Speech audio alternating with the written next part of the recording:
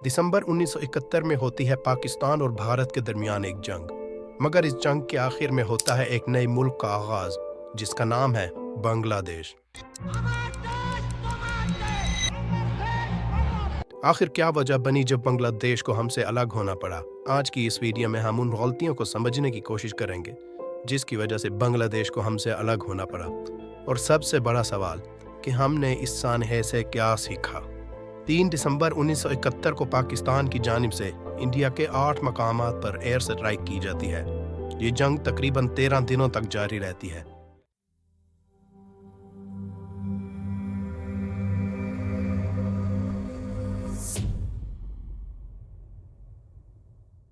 कहानी शुरू होती है 1947 से, जब इंडिया और पाकिस्तान के दरमियान पार्टीशन होती है। साल 1940 में ऑल इंडिया मुस्लिम लीग के सालाना इजलास में लाहौर रेजोल्यूशन बनाया जाता है। ये करारदाद बंगाल के वजीर आला मौलवी फजलुल हक ने पेश की थी। इस करारदाद में मुतालबा किया गया था कि जिन इलाकों में मुसलमानों की तादाद ज़्यादा है, उन इलाकों पर मुश्तमिल मुसलमानों के लिए अलहदा मुल्क बना दिया जाए। बंगाल में चूँकि मुसलमान ज़्यादा थे, इसलिए वो इलाके पाकिस्तान को दे दिए गए। आज़ादी के ऐलान के बाद भारी माइग्रेशन देखने में आती है। कई मुस्लिम्स पाकिस्तान की जानिब हिजरत करते हैं और कई हिंदूस इंडिया की जानिब हिजरत करते हैं। इसी दौरान कई दंगे फसाद भी देखने में आते हैं। करीब 2 लाख से 20 लाख डेथ्स का एस्टीमेट किया जाता है। Communal hatred flares up in the Punjab. Pakistan and India each say they are determined to stop the wholesale rioting. But meanwhile, the exodus... इस माइग्रेशन में बिहार में रहने वाले मुस्लिम्स ज़्यादा थे। अब बिहार चूँकि बांग्लादेश के ज़्यादा करीब है, इसलिए बिहार में रहने वाले मुस्लिम्स ने ईस्ट पाकिस्तान की तरफ हिजरत की। अब ईस्ट पाकिस्तान और वेस्ट पाकिस्तान में ज़मीनी रास्ता कोई नहीं था और दोनों में गैप तकरीबन 1500 किलोमीटर का था। ईस्ट पाकिस्तान वेस्ट पाकिस्तान के मुकाबले में ज़्यादा आबादी वाला मुल्क था और ज़्यादातर तादाद बंगालियों की थी, जबकि वेस्ट पाकिस्तान में सिंधी, पंजाबी, बलोची और पख्तून्स की तादाद ज़्यादा थी। आबादी ज़्यादा ईस्ट पाकिस्तान की थी, मगर इख्तियारात ज़्यादा वेस्ट पाकिस्तान को दिए गए। पाकिस्तान का आगाज़ पार्लियामेंट्री डेमोक्रेसी के साथ होता है। पाकिस्तान में मोहम्मद अली जिन्ना गवर्नर जनरल बने, जो आज़ादी के 1 साल बाद ही फौत हो गए थे। इनके बाद निज़ामुद्दीन को गवर्नर जनरल बनाया गया और लियाकत अली खान को वज़ीर आज़म। अक्टूबर 1951 में लियाकत अली खान की हुकूमत को घिरा दिया जाता है और निज़ामुद्दीन को नया वज़ीर आज़म बना दिया जाता है, जबकि ग़ुलाम मोहम्मद को नया गवर्नर जनरल भी बना दिया जाता है। 1947 से 1971 तक पाकिस्तान में 3 मरतबा मार्शल लॉ लगा, जिसका मतलब है कि जो पॉलिटिकल पार्टी डिज़र्व करती थी उसको हुकूमत नहीं दी गई। इसके अलावा ज़्यादातर पैसे वेस्ट पाकिस्तान खर्च करता था।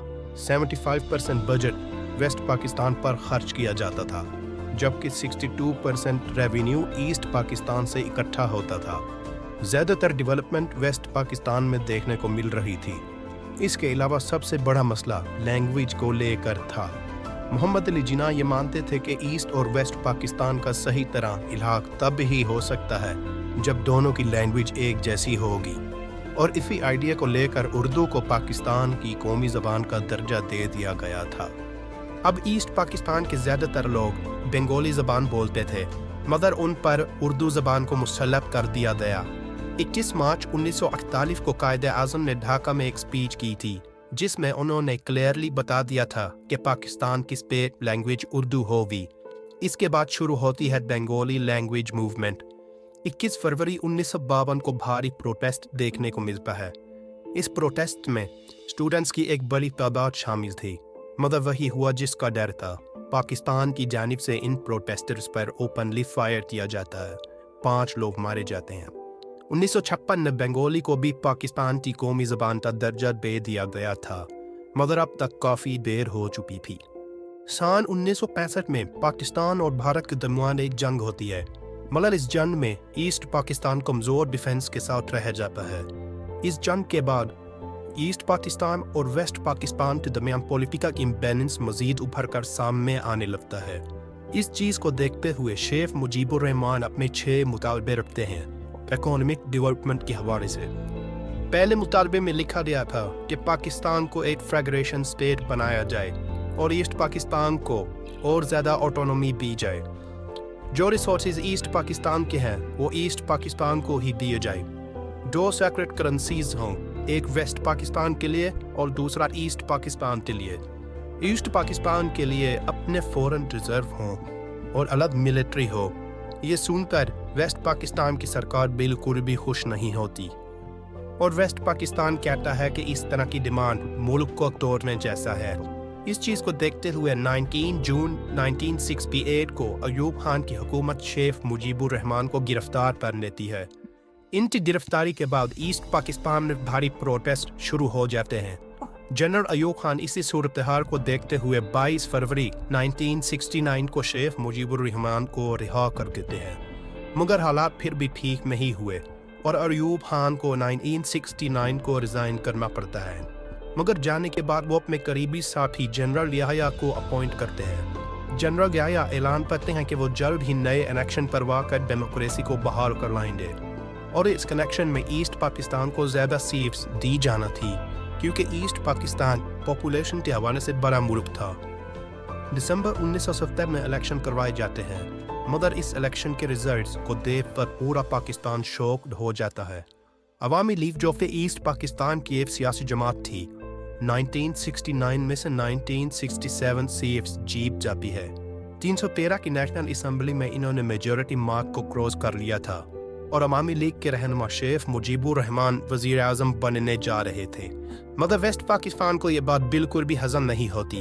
ذوالفقار علی بھٹو جو کہ ویسٹ پاکستان کی بڑی پولیٹیکل پارٹی کے لیڈر تھے, انہوں نے رزلٹ کو ماننے سے انکار کر دیا. اس اعلان کے بعد ایسٹ پاکستان میں بھاری پروٹیسٹ اور سٹرائکس شروع ہو جاتی ہے, مگر اس بار ان کی ڈیمانڈ ایک الگ ملک کی ہوتی ہے. جب یحییٰ خان کو اس بات کا احساس ہوا کہ ایسٹ پاکستان میں ان کی پکڑ کمزور پڑتی جا رہی ہے, اس لیے انہوں نے مارچ 1971 میں ایک ملٹری آپریشن شروع کرنے کا فیصلہ کیا. 21 مارچ 1971 میں یہ آپریشن آفیشلی سٹارٹ ہوتا ہے. اس آپریشن نے پاکستان آرمی ایسٹ پاکستان میں اندھا دھند فائرنگ شروع کر دیتی ہے. اس آپریشن میں قریب 30 لاکھ لوگوں کی جانیں جاتی ہیں. پاکستان آرمی کی اس بروٹیلٹی کو دیکھتے ہوئے کئی لوگ انڈیا میں پناہ لیتے ہیں. اس کے علاوہ ایسٹ پاکستان کے لوگ انڈیا کے ساتھ مل کر ایک فورس بناتے ہیں جس کا نام تھا مکتی بہانی فورس. یہ فورس لوگوں کے درمیان علیحدگی پسند جذبات کو ابھار رہی تھی. انڈیا پوری طرح سے اس فورس کو ہتھیار فراہم کر رہا تھا تاکہ وہ پاکستان کی آرمی کے ساتھ جنگ لڑ سکیں. انڈیا یہ بھی اچھی طرح جانتا تھا کہ امریکہ اور چائنا دونوں اس جنگ میں پاکستان کا ساتھ دیں گے, اس لیے بھارت کو بھی ایک اچھی سپورٹ کی ضرورت تھی. اس مقصد کے لیے بھارت نے رشیا سے رجوع کیا اور رشیا نے اس جنگ میں ان کی مدد کے لیے حامی بھی بھر دی. بھارتی وزیر اعظم اندرا گاندھی یہ جانتی تھی کہ اگر انہوں نے پاکستان پر حملہ کیا تو پاکستان دونوں جانب سے ان پر حملہ کرے گا, ایسٹ پاکستان اور ویسٹ پاکستان. اس لیے انہوں نے بھی اپنی پوری حکمت عملی تیار کر لی تھی. دسمبر کا مہینہ آ جاتا ہے اور انڈیا اور پاکستان کے درمیان جنگ باقاعدہ طور پر شروع ہو جاتی ہے.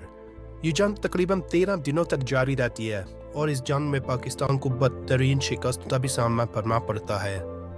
جنگ کے دوران ویسٹ پاکستان کی ایسٹ پاکستان پر گرفت مزید کمزور پڑ جاتی ہے اور بالآخر پاکستان کو ایسٹ پاکستان کو کھونا پڑتا ہے اور نیا ملک بن جاتا ہے جس کا نام ہے بنگلہ دیش. پاکستان 1976 میں بنگلہ دیش کو ایک سیپریٹ اسٹیٹ ریکوگنائز کر لیتا ہے. دوستو, یہ پاکستان کی تاریخ کا سب سے بڑا سانحہ تھا. شاید بنگلہ دیش کبھی بھی الگ نہ ہوتا اگر انہیں پولیٹیکل رائٹس ملتے. ایکوئل ڈیولپمنٹ ہوتی دونوں حصوں میں, بنگالی کو بھی قومی زبان پر درجہ دیا جاتا. آخر میں سب سے بڑا سوال یہ ہے کہ ہم نے اس سانحے سے کیا سیکھا. دوستو, یہ تھی ہماری آج کی ویڈیو. اگر آپ کو ویڈیو پسند آئی ہے تو ویڈیو کو لائک کر دیں اور چینل کو سبسکرائب کر دیجیے گا. اور اگر آپ واٹس ایپ چینل کو فالو کرنا چاہتے ہیں تو اس کا لنک ڈسکرپشن میں موجود ہے. ملتے ہیں اگلی ویڈیو میں, تب تک اللہ حافظ.